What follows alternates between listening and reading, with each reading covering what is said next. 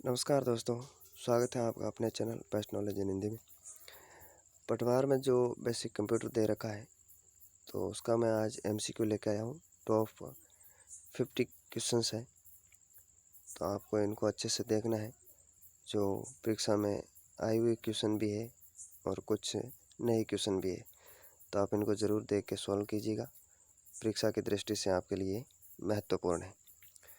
और चैनल पर आप पहली बार आ रहे हो तो चैनल को सब्सक्राइब कर दो और वीडियो को लाइक और शेयर कर दो। चलिए शुरू करते हैं।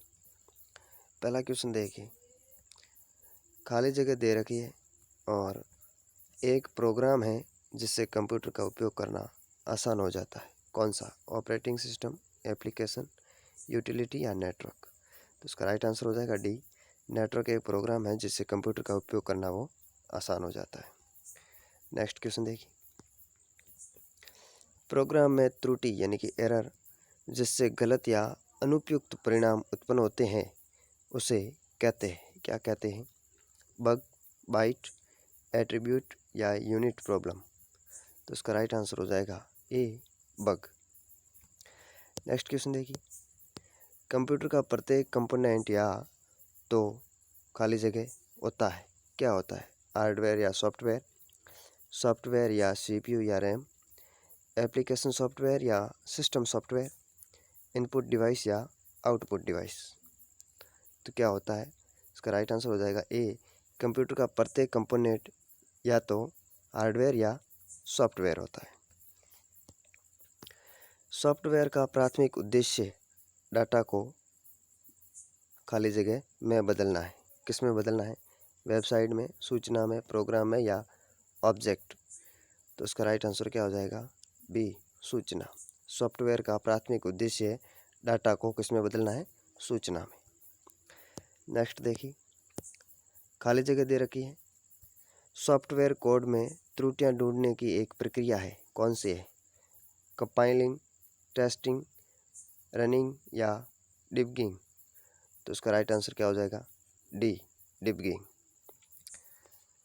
नेक्स्ट देखिए, मूर्त कंप्यूटर का भौतिक उपकरण जिसे देखा और छुआ जा सकता है कहलाता है, क्या कहलाता है? हार्डवेयर, सॉफ्टवेयर, स्टोरेज या इनपुट आउटपुट? तो इसका राइट आंसर हो जाएगा ए, क्या कहलाता है? हार्डवेयर। कंप्यूटर का कोई कंपोनेंट जिसे आप देख या छू सकते हैं क्या कहलाता है? सॉफ्टवेयर, पेरिफेरल, स्टोरेज या हार्डवेयर? तो अभी देखा था क्या कहलाता है? हार्डवेयर।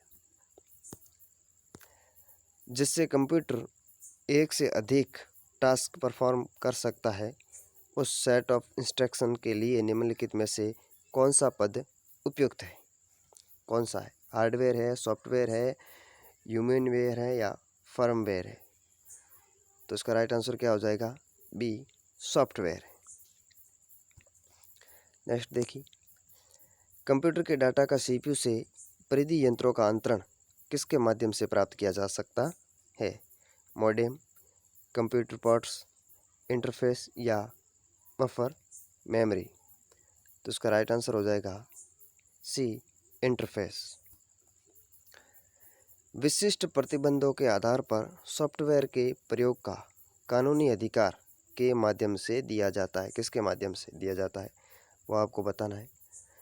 तो सॉफ्टवेयर प्राइवेसी नीति, software licence, software password manager या सॉफ्टवेयर लॉक? तो ये इसका राइट आंसर हो जाएगा बी, सॉफ्टवेयर लाइसेंस के माध्यम से दिया जाता है।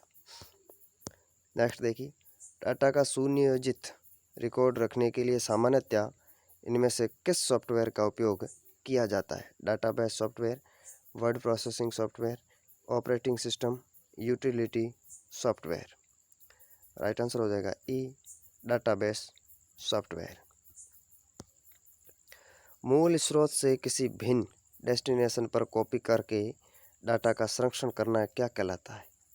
Mash, boot, backup, installation? Right answer हो जाएगा डी, इंस्टॉलेशन। नेक्स्ट देखिए, चैनल पर आप पहली बार आ रहे हो तो चैनल को सब्सक्राइब जरूर कर देना और वीडियो को लाइक और शेयर तो आप ज़रूर कीजिएगा।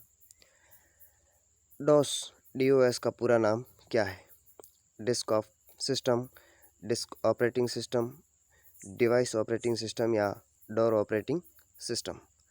तो इसका राइट आंसर हो जाएगा B, disk operating system. Computer पर काम करने के लिए मुख्यतः किसकी ज़रूरत पड़ती है? हार्डवेयर, सॉफ्टवेयर, स्कैनर या एक या दो दोनों। तो इसका राइट आंसर हो जाएगा डी, यानी कि हार्डवेयर और सॉफ्टवेयर की। कंप्यूटरों के संदर्भ में सॉफ्टवेयर का क्या अर्थ है? कंप्यूटर प्रोग्राम्स, कंप्यूटर सर्किटरी या ह्यूमन ब्रेन या फ्लॉपी डिस्क। तो कंप्यूटर के संदर्भ में सॉफ्टवेयर का क्या अर्थ है? राइट आंसर हो जाएगा ए, कंप्यूटर प्रोग्राम्स। नेक्स्ट देखिए, कंप्यूटर में काम करने के लिए किस सॉफ्टवेयर का प्रयोग किया जाता है? सिस्टम, एप्लीकेशन, प्रोग्राम या पैकेज। तो राइट आंसर इसका हो जाएगा बी, एप्लीकेशन का। कौन सा सॉफ्टवेयर कंप्यूटर के हार्डवेयर को नियंत्रित करता है? एप्लीकेशन, सिस्टम, प्रोग्राम या मेमोरी। तो राइट आंसर इसका हो जाएगा बी, यानी कि सिस्टम है और सॉफ्टवेयर कंप्यूटर के हार्डवेयर को नियंत्रित करता है। हार्डवेयर और सॉफ्टवेयर के बीच संबंध बनाने की तकनीक या सुविधा को क्या कहा जाता है? किसके बीच में? हार्डवेयर और सॉफ्टवेयर। क्या कहा जाता है? इंटरनेट, इंटरफेस, इंटरकॉम या ईप्रोम। तो राइट आंसर इसका हो जाएगा बी, इंटरफेस। नेक्स्ट देखिए, कंप्यूटर का सॉफ्टवेयर पेज मेकर किस ऑपरेटिंग सिस्टम से संबंध रखता है? MS DOS, यूनिक्स, विंडोज़ या उपयुक्त सभी। तो राइट आंसर इसका हो जाएगा सी, विंडोज़ से। डॉस का उपयोग क्या है? DOS, डॉस का उपयोग क्या है? इनपुट तथा आउटपुट कार्यों को नियंत्रित करना, यूजर तथा कंप्यूटर के बीच संबंध स्थापित करना, एक तथा दो दोनों या इंटरनेट में सहायता करना। तो इसका राइट आंसर क्या हो जाएगा? एक व दो दोनों, यानी कि इनपुट तथा आउटपुट कार्यों को नियंत्रित करना और यूजर तथा कंप्यूटर के बीच संबंध स्थापित करना। नेक्स्ट देखिए, MS वर्ड का उदाहरण है, कौन सा है? ऑपरेटिंग सिस्टम, एप्लीकेशन, सॉफ्टवेयर या प्रोसेसिंग डिवाइस या इनपुट डिवाइस। तो MS वर्ड का उदाहरण कौन सा है? राइट आंसर हो जाएगा इसमें बी, एप्लीकेशन सॉफ्टवेयर। नेक्स्ट देखिए, जब आप कंप्यूटर ऑन करते हैं तब बूट रूटीन ये टेस्ट करता है, क्या करता है? RAM test, disk drive test, memory test या power on self test.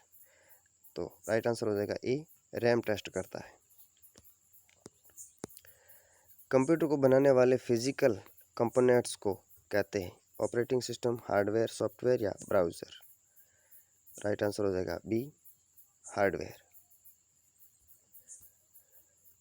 Hardware में क्या शामिल है?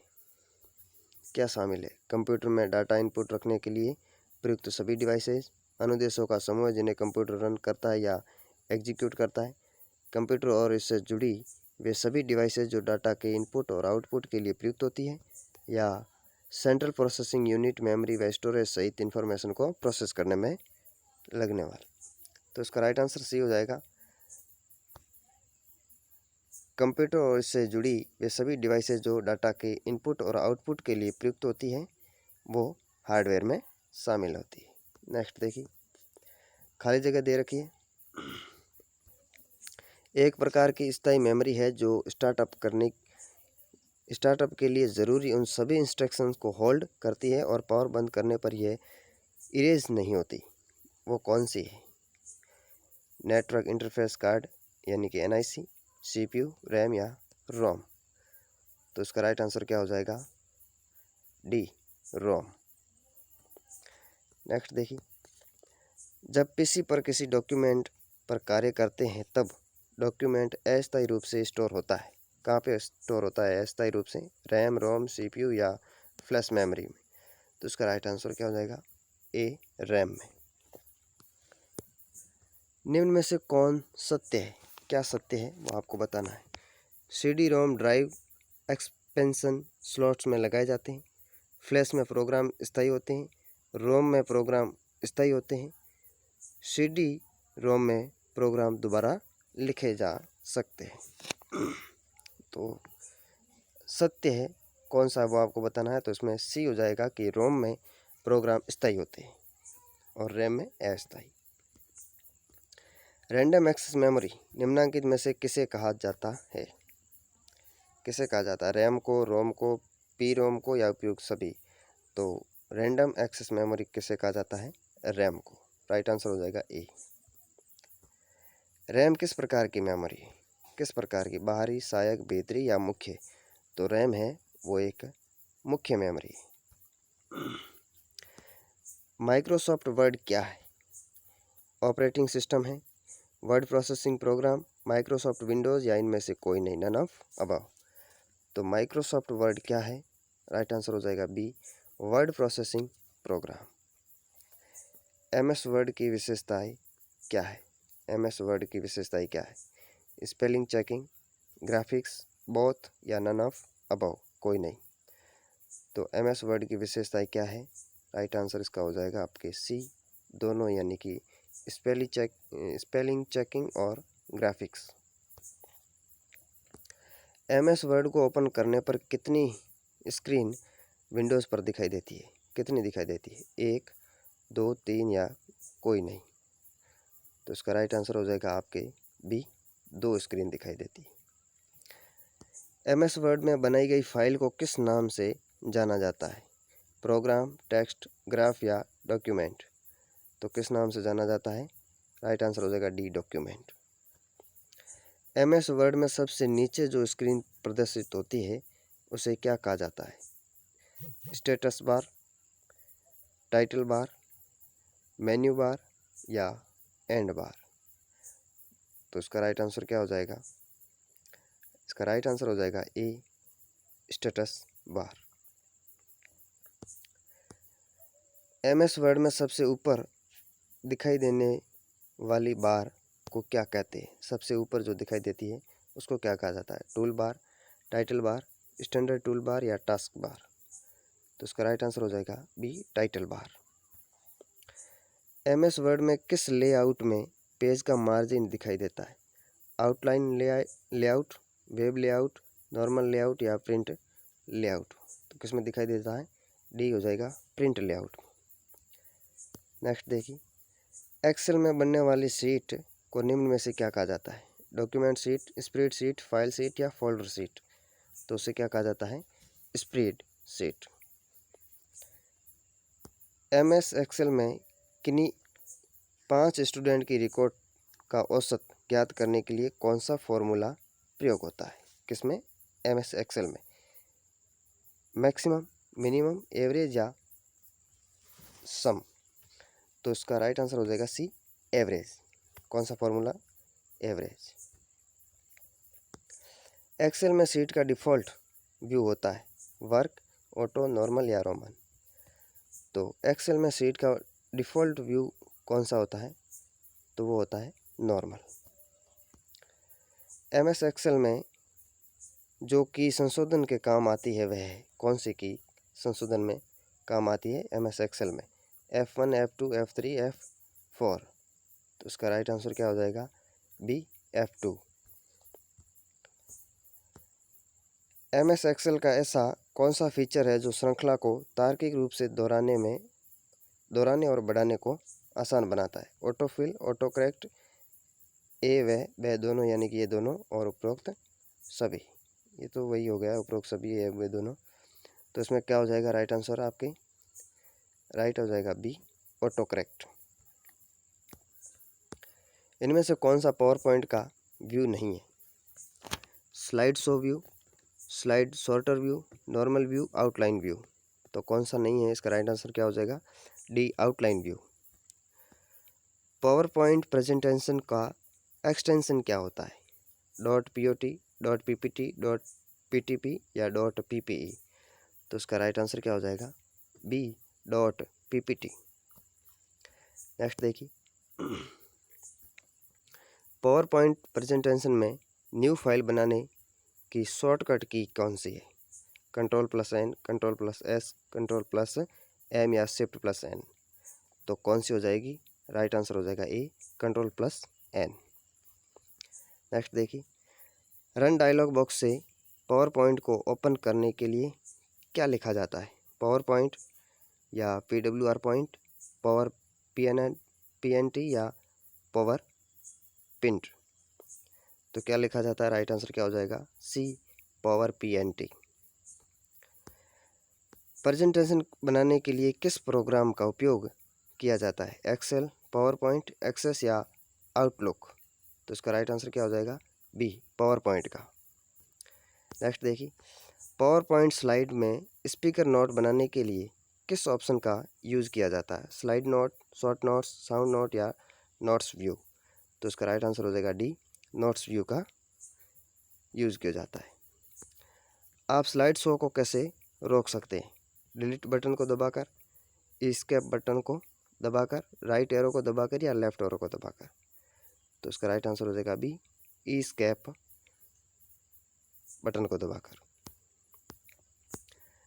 नेक्स्ट देखिए, हाइड स्लाइड ऑप्शन का क्या यूज़ है, हाइड स्लाइड का ऑप्शन का क्या यूज़ है, प्रेजेंटेशन के दौरान सेलेक्ट की गई स्लाइड को हाइड करने के लिए, एडिटिंग के दौरान सेलेक्ट की गई स्लाइड को हाइड करने के लिए, या प्रिंटिंग के दौरान सेलेक्ट की गई स्लाइड को हाइड करने के लिए, या डिलीटिंग के दौरान सेलेक्ट की गई स्लाइड को हाइड करने के लिए। तो इसका राइट आंसर क्या हो जाएगा, ए हो जाएगा कि प्रेजेंटेशन के दौरान सेलेक्ट की गई स्लाइड को हाइड करने के लिए। नेक्स्ट और अंतिम क्वेश्चन देखिए अपना, यदि आप स्लाइड में केवल टेक्स्ट देखना चाहते हैं तो आप इनमें से कौन सा टैब यूज़ करेंगे, टास्क पेन, थंबनेल, आउटलाइन या टूल बार। तो किसका यूज़ करेंगे, राइट आंसर इसका क्या हो जाएगा, सी आउटलाइन का। तो ये 50 क्वेश्चन थे जो आपके पटवार एग्ज़ाम पे बेस्ट थे, तो आप इनको अच्छे से देख लीजिएगा। ऐसे क्वेश्चन हैं जो आते हैं आपके एग्ज़ाम में, इनको अच्छे से देखिए और आगे इसी प्रकार के आप अगर क्वेश्चन देखना चाहते हैं तो कमेंट करके ज़रूर बताइएगा। चैनल पर आप पहली बार आ रहे हैं तो चैनल को सब्सक्राइब कर दीजिएगा, वीडियो लाइक और शेयर कर दीजिएगा। चलिए मिलते हैं नेक्स्ट वीडियो में, तब तक के लिए जय हिंद, जय भारत।